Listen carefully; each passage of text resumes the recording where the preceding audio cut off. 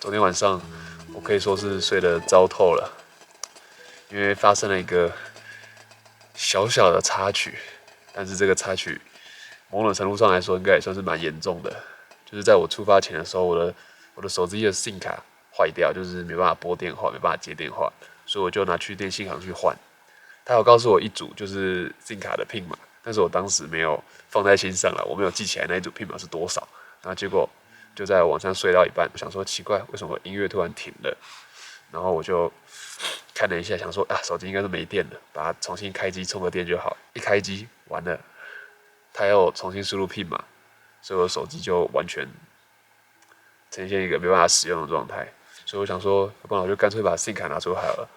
因为毕竟我的行程，然后还有我的离线地图什么都在手机里面，所以我还是需要用手机。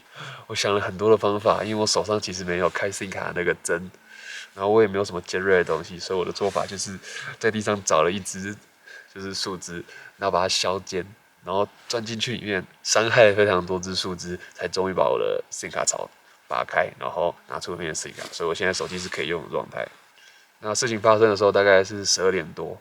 然后当下我就用了我的卫星通信器，就是这个 Garmin InReach， 我就用它传了一封讯息给我老婆，跟她求救，看她还记不记得我的那个 SIM 卡的 PIN 码这样子。希望她会记得啦，不然我可能就要到山下才有办法去解锁了。那现在呢，我正在烧热开水，准备要泡咖啡。待会我要把咖啡倒进我的保温瓶里面，然后就带上林子山。所以我们就山上见喽。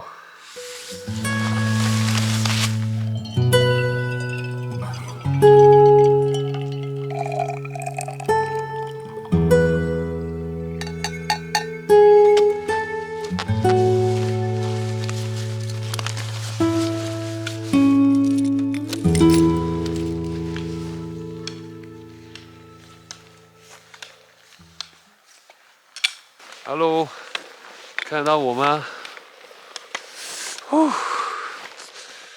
真的是好冷哦！我刚刚起灯的时候，路口处的一个路挡上面的积水都已经结冰了。好久没有需要穿着羽绒外套爬山了。那现在呢，我正在前往林子山的鞍部。那距离日出大概还有40-50分钟左右吧。我不是非常肯定我有办法来得及登到林子山的山顶，但也无所谓，因为如果没有来得及登上林子山的话，只要办法及时登得上零线，其实我觉得应该就还有机会可以拍到漂亮的画面。那稍早一点的时候，其实我往西边看，是看到天气是还蛮晴朗的，天空中有很多的星星。那东边呢，因为是在山的另外一头，所以我其实看不到。但现在我不知道怎么的，好像开始聚集起雾气了。只能祈祷待登上零线的时候，雾气可以散掉了。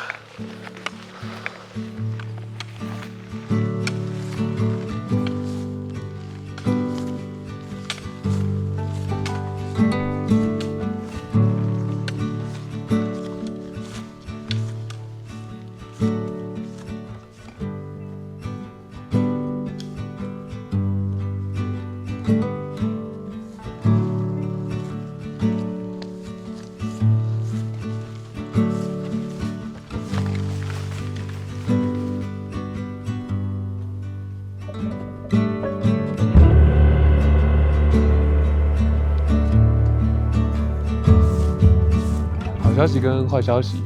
好消息是今天的天气非常晴朗，然后刚刚的我以为的雾气其实是没有的，那其实只是树而已，所以我就可以拍到整个非常开阔的景。那坏消息的话，则是今天的天气又有点太过晴朗了，就是蓝天非常多。好在的是，就是比较接近地平线的地方，还可以看到一些云朵的色彩。那我刚刚先拍摄了这边这一块看起来还在沉睡之中的群峰。那我用长镜头来做拍摄，就只是很简单的拍摄一下。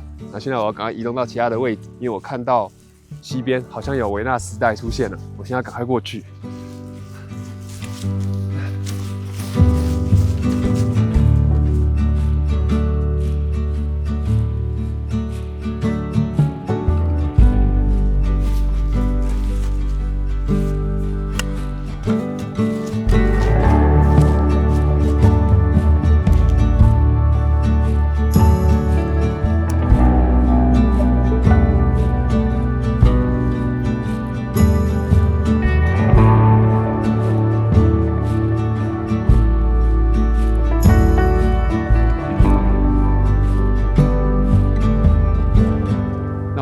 呢，就是沿着林线一路走上来，然后从树林之间透出去，我有看到远方的天空有出现粉红色的维纳斯带，然后结果没想到我一走上来到这个林线最高的地方、最开阔的地方，一往下看，那个景色真的是让我都说不出话。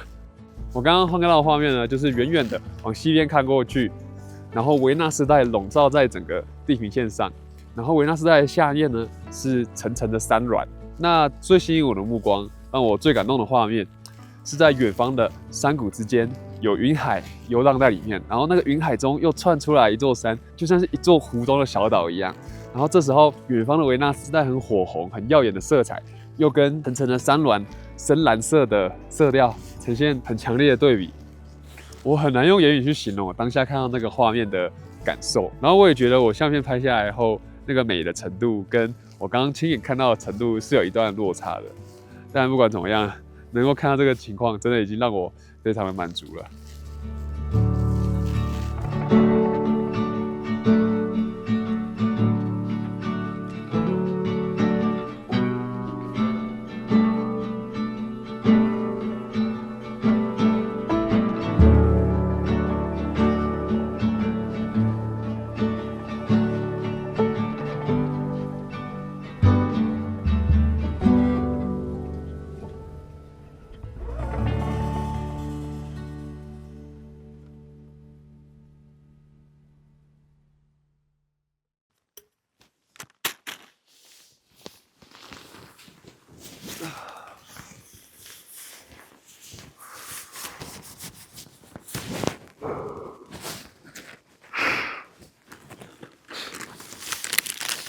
咖啡配司康，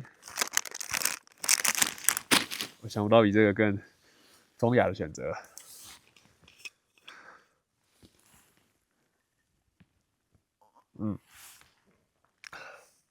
这咖啡已经冷了，哇，这保温瓶完全没有效啊！这应该是这3天里面最美好的一个早晨了。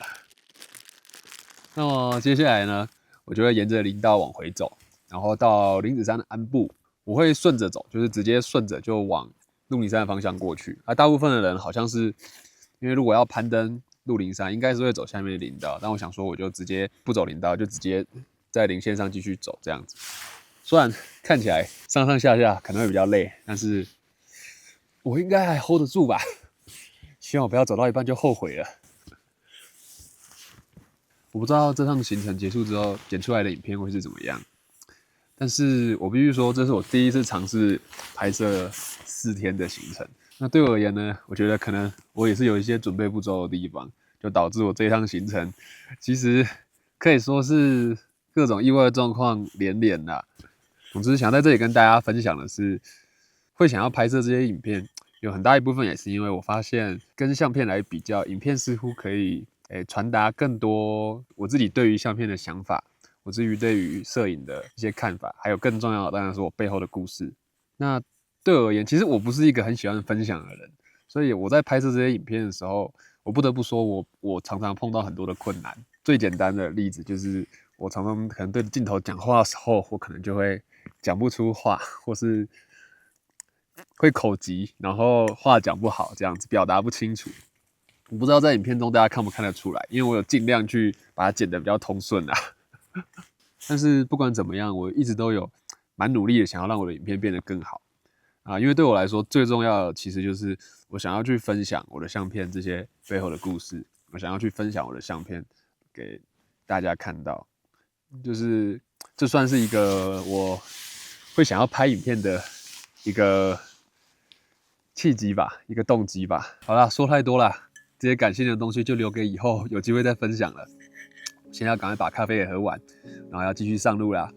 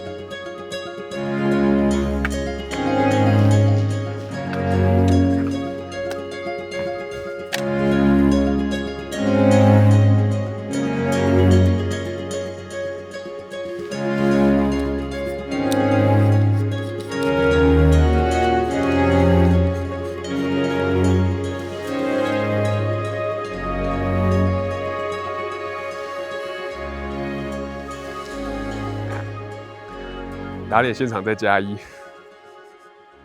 我昨天才刚在影片里说过，也就是上一部影片才刚说过说，我其实不是很喜欢拍摄路径，就是我没有很喜欢用路径来当做是主题。然后结果没想到才隔天，我立刻就打脸自己了。然后刚刚沿着步道一路往上登，说实在是蛮累的，但沿途的景色很漂亮。但是在途中呢，我其实因为现在阳光的角度已经比较高了，然后尤其又在高海拔，光线的质地是显得比较生硬，所以这时候要找到适合拍摄的主题，其实就不是那么容易。然后我会觉得一个很好的方向呢，就是设法找阳光侧光的方向去做拍摄。那就在刚刚，我就看到了面前这一棵树形很挺拔，然后很漂亮、非常标准树形的一棵树，就屹立在步道的旁边。然后同时斜射的阳光又这样子斜射照下来，照亮它的枝干，还有部分的枝叶。我不知道有人可以抗拒这个景色吗？那么拍摄这幅相片呢，我觉得算是少数，你几乎不用去多做思考，就是这个画面就在这里等你了，你只要把相机给架着，然后设法去把干扰画面的元素给排除掉，其实我觉得就已经可以得到一个不错的景色。那在开始录影前呢，我大概有简单的先试拍了几次，可是我始终是觉得这个画面虽然整体而言，我觉得真的就是一个白日里的景框，但是我会觉得可能是因为现在的光线，然后再加上很蓝很蓝很蓝非常空的天空，这个场景中几乎就只有绿色、蓝色，然后点缀一些灰色石头，就这样子而已，怎么看都觉得好像稍显有点单调。所以我尝试了一下，很快就想到这张相片非常适合用黑白来做呈现。因为黑白相片的好处呢，就是可以消除色彩的杂讯，让整张相片的焦点就是只有着重在于光线。那刚刚好，这个景象又是光线非常强烈、非常硬质的光线，非常适合用来做这样的呈现。那么我使用了2470的镜头，然后焦距大概落在35左右。一样，我也使用了一个偏光镜，然后呢还有一个渐层减光镜。那我使用偏光镜的原因，就是为了要让天空的颜色更蓝、更深。那在黑白的相片里面看起来，它就会非常的深、非常的深沉，那就可以去强化我整张相片的对比。那减光镜呢，则是因为我觉得前面的地景、前面的这个草地好像还是有点太亮，所以我就是用渐层减光器去稍微压暗它的亮度。OK， 那现在就来按一下快门 ，ISO 100 F9， 快门25/1秒。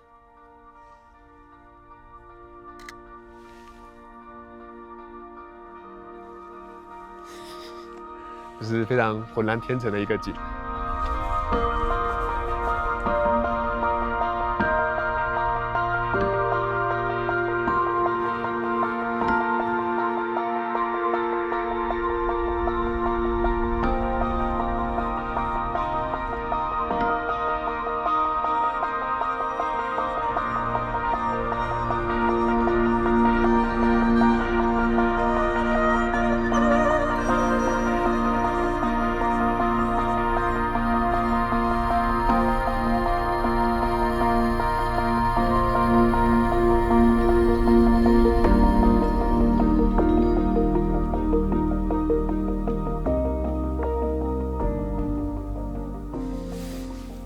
一个转弯立刻又是一个惊喜。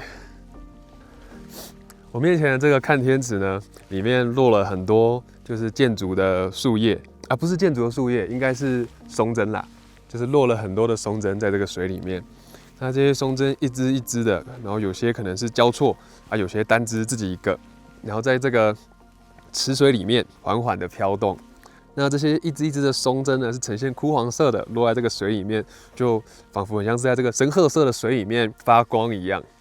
那这不是一幅多复杂的照片，但是因为阳光洒落下来，随着时间其实是慢慢在移动，然后呢，同时又有风在吹，所以有时候这个池面上的松针是会缓缓的被吹动的。所以我必须要抓紧时机，用很快的速度想办法去找到一个构图上，就是这些元素的分布上最好最美的一个图像，这是这张相片最需要花时间去经营的地方。我打算要用500以上的 ISO 来去做拍摄，然后再视情况调整我的快门。那现在要做的就是设法在里面找到一个最完美的构图啦。那因为接下来的拍摄应该会是很动态、很激动的，我要追逐着光线还有上面的松针。所以我可能就没有办法再去拿着录影机去录影了。那么，我想你们就直接看照片咯。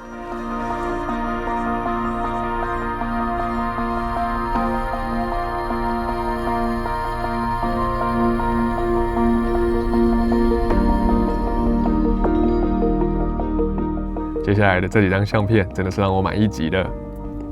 飘落在水面上的枯黄松针点缀在一片色彩深沉的池水里，还有什么比这个更能让我花上大把时间拍摄的？离开了这个看天池后的不远处，还有另一个落满松针和红叶的小池子，更是让我驻留了许久。虽然要在一片看似杂乱无序的落叶中找到形色适宜的构图不是那么容易，但成功捕捉到这些图像，实在让人过瘾得不得了。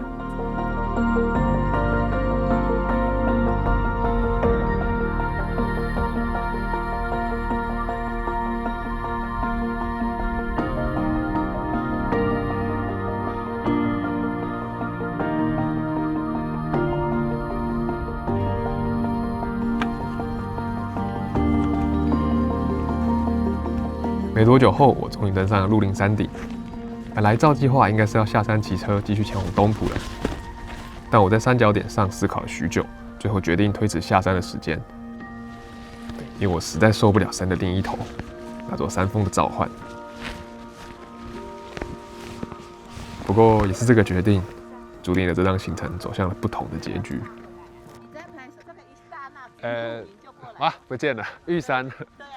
对，那一阵一阵的。对啊。是哪一颗？玉山是哪一颗？那个叫山，那里？应该就是在雾里面那一颗。对。看它这样子。应该是今天鹿林山离子山的最后一张相片了。我刚才呢，其实已经先攻顶了，但是我准备要下山的时候，我实在是有点，就是你知道，就那个意犹未尽，所以我就决定往后来，就是我刚才登顶之前有一段早上非常好的一段零线。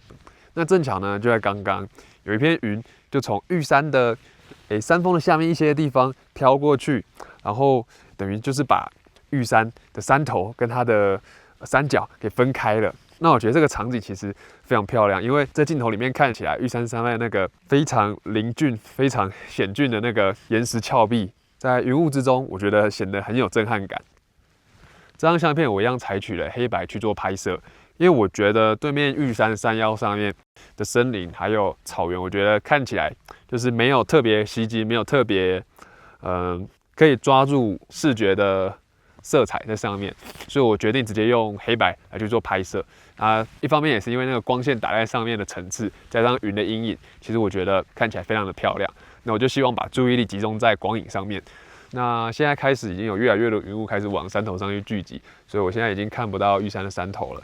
那至少在刚刚的时候，我还是有看到了，所以我还是有在那个时候成功的去拍摄到。但是呢，如果可以的话，我还是希望云雾的分布可以更完美一点，所以我想要再等一下，看能不能等到玉山的山头从云雾中露出来的那个瞬间。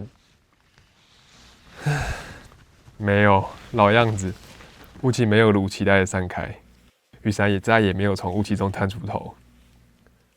我唯一捕捉到的，就是稍早雾气刚开始聚集时，云雾缭绕的玉山相片。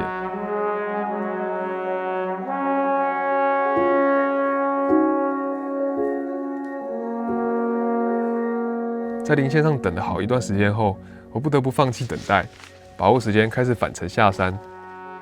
但是从我决定延迟下山的那一刻开始，我就已经完全忽略了一件非常重要的事情。一路上还不断走走停停，贪心的想在相机里再多收藏个几张相片，而几个途中碰见的当地居民，更是吸引了我好几次停下脚步。我完全没有意识到自己正在和时间赛跑，也完全不知道自己的计划即将被迫改变。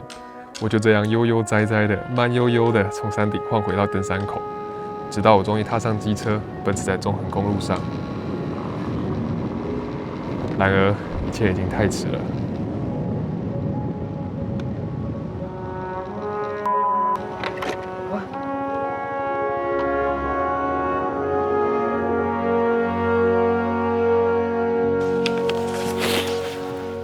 Hello， 各位。我身后的日落景色真的是艳丽的很夸张啊！不过我现在根本就不应该出现在这里的，我现在应该是要正在骑车前往东府的路上。但是呢，我相信你们刚刚也看到了，我错过了台21线的最后的通行时间。它的放行时间是下午5点半。哦，我怎么会犯这种低级的错误？我的天哪！啊，